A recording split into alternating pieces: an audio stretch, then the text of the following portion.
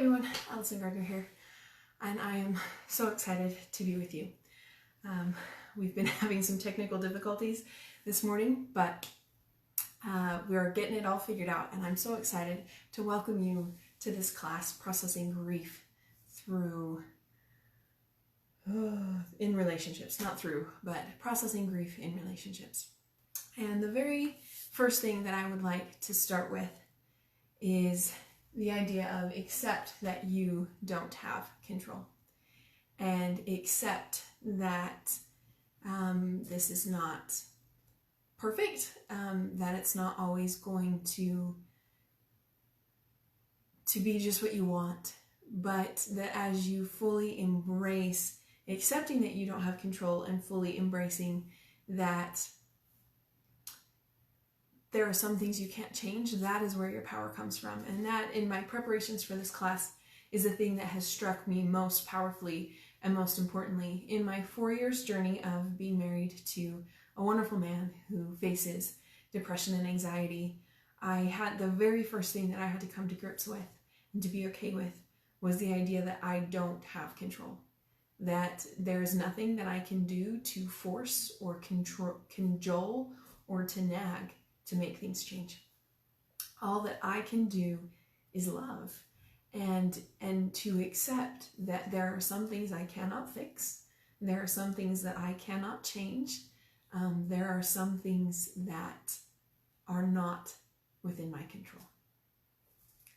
And so as you come to grips with that, that is actually where your power comes from. Acceptance is so totally where your inner power to persevere and to endure and to find joy comes from. And that's really what I want to talk about today.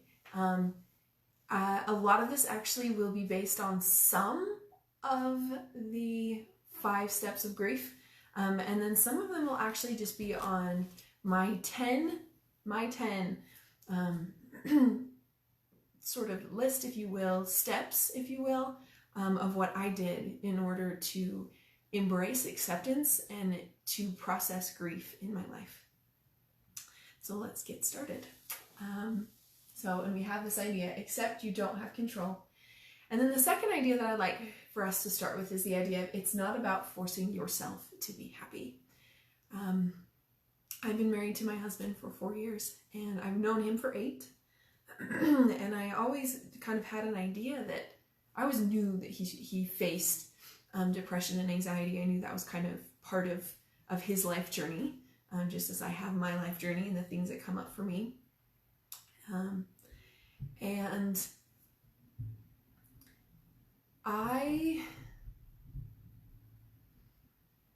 sorry, my mind is going 1,000 miles a minute because this is so close to my heart and is so real for me in a way that all of the classes I've taught have been real to me, but this one is where I live. Like, it literally is about where I'm at and what I face every day. And so it's very dear to my heart and important to me. So I hope you'll bear with me.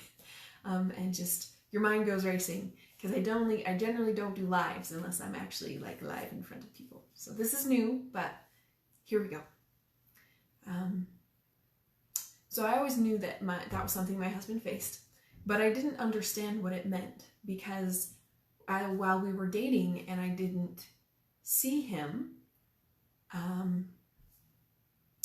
it was because that was what he was facing and working through, but I didn't see it because he wasn't with me. I think the very first time that I realized what really was going on is I was serving my mission in Cambodia, Phnom Penh, and I'd been gone for 6 months. I'd entered, 8 months actually, I guess. No, 7 months. I had entered the MTC in May, and we had decided that we wouldn't email just because of our personal choice, but he would communicate through my sister, and she would email with me if there was any big things that were happening. And I would communicate back in code. And so I was out and I was serving and life was good. And then I got sick.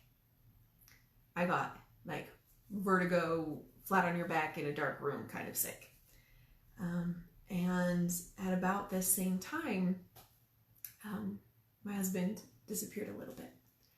And I was alone in Cambodia with a companion, of course, and with the structure. And I had a very supportive mission president. But that person that I really cared about sort of just dropped off the map. And I didn't understand what was going on.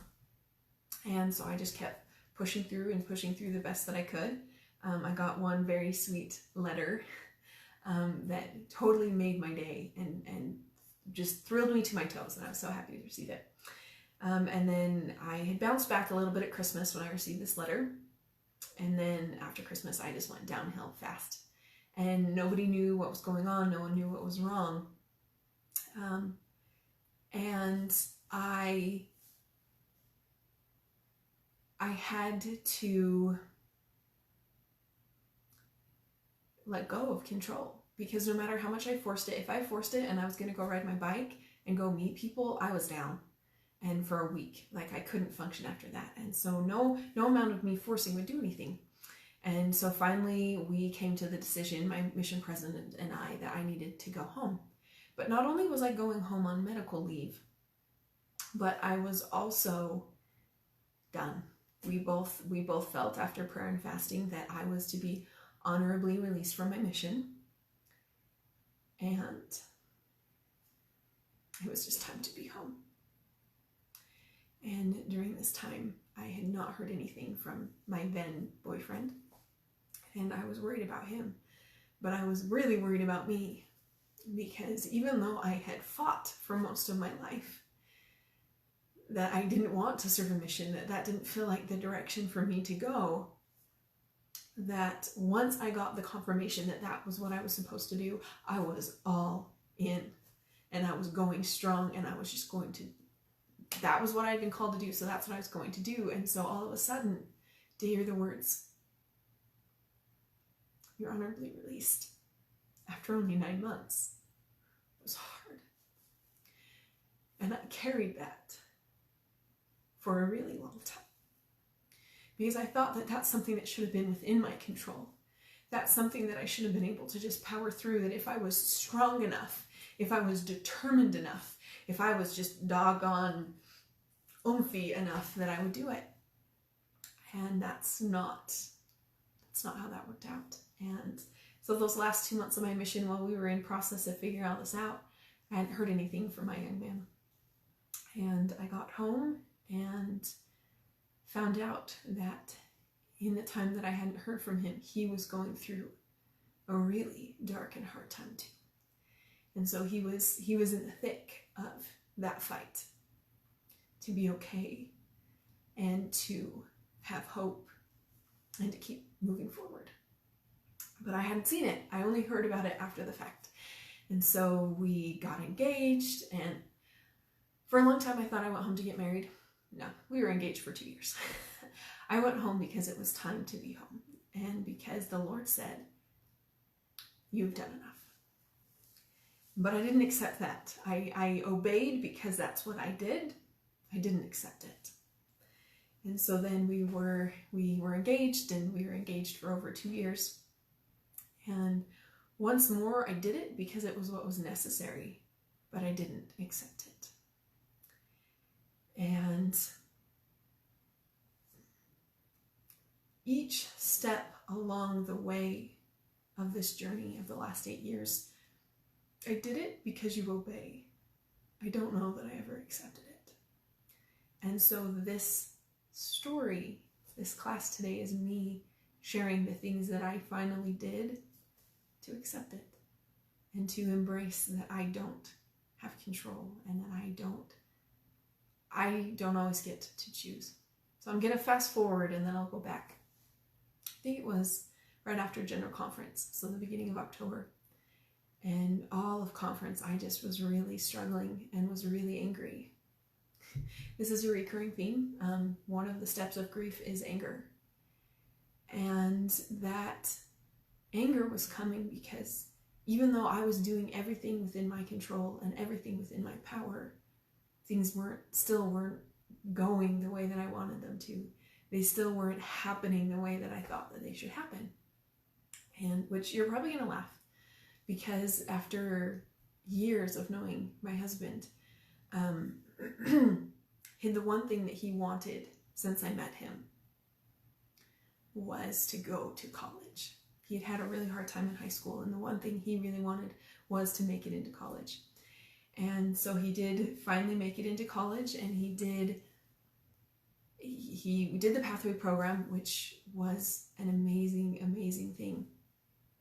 And he then was accepted into BYU Idaho and has been in the thick of it for about 2 semesters, which is what we both had wanted for so long. But I think for me, what grief really means is that when things happen that weren't what you hoped, when things happen that break your heart because of all of your wishes and all of your expectations and all of your hopes, life didn't go the way that you thought that it would. Sometimes that is the death of a loved one, and sometimes that is something happens to one of your children. Sometimes that is in a relationship when you had this picture of the way things would be and the way that you thought that it would go, and it doesn't go that way. And for me, my marriage didn't go the way that I thought that it would. As I mentioned, knowing him, I'd never seen the darkness before, because he was always off in his own space to tackle that darkness. And I knew that he might not have checked in for a while, but I knew he was with family, and I hadn't heard anything from his family, so it would be fine. And I always thought that there's this part of me that once we got married, I would be able to make it all better, that I would just be able to fix it and to be fine. And so, and that had played out when I got back from my mission. It felt like things had been fine. I got back, and because I was there, things were better. That's what I thought. That's what I had internalized for myself. And so I just assumed that once we got married, things would always be fine because I was there. I had really, really bad savior complex, guys, which I fully admit and embrace now. But I just thought that because I was there, things would be better. And I think the first time that I realized that wasn't true was 6 weeks after we got married. We were in the we were supposedly in the newlywed phase. I say supposedly because our newlywed phase happened back when we were engaged. And then we had 2 years of figuring things out as a couple before we ended up getting married. And so I thought this was my expectation.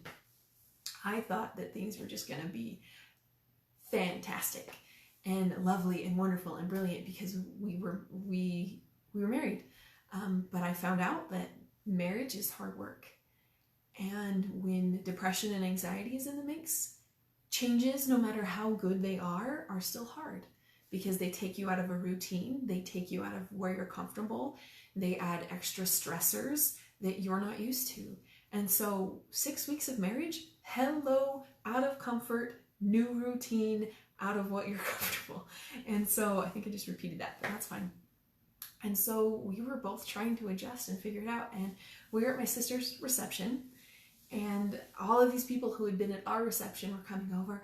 Oh, how are you guys doing? Isn't marriage so great and so fantastic? Oh. And I was like, it's okay. It's good. It's not what I expected. It's good. Oh, I feel so bad for saying that now. My honesty with my tactfulness was at a war.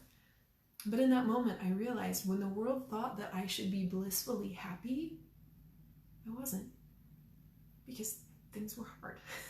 And I didn't know that things were going to be hard. I thought that us getting married was going to magically fix things. And I realized how much out of my control that was. Also, let's also be clear, I was young, immature, and slightly selfish because I had these dreams of what married life would be like. And I thought it was going to be one eternal date, and it wasn't. So I need to lay that down on the groundwork. But that was the first time I realized that things were not as I expected. And over the next 4 years, there were some really big moments. The kind that take your breath away. The kind that they do suicide prevention ads for. But the thing was, those were just brief moments, if you will. They take your breath away, but then they're gone. And for the sake of you and the person you love, you move on, because dwelling on them just makes them worse. And so for each one of those, my heart broke a little, because I realized that there was nothing I could do. There was nothing I could say. There was anything that I could do to change it or to fix it. And that slowly broke my heart to watch that cycle play out over and over and over again, and know that there was nothing that I could do. And the funny thing though is, as much as those hurt or were scary or were big things, the things that hurt way worse were all of those things that I had built up about what married life would be. That we would sit in church together and hold hands. That we would be madly in love and cuddle on the couch all the time. That we would go shopping together and do all of these things together. And the reality of my life, and what I'm very grateful for, is that most of the things that I dreamed of, we didn't do together. But the things we did do together sure mean a lot. And so the very first step of my 10 steps, and I'm going to write this down, just remember, accept you don't have control, and it's not about forcing yourself to be happy, and we're going to get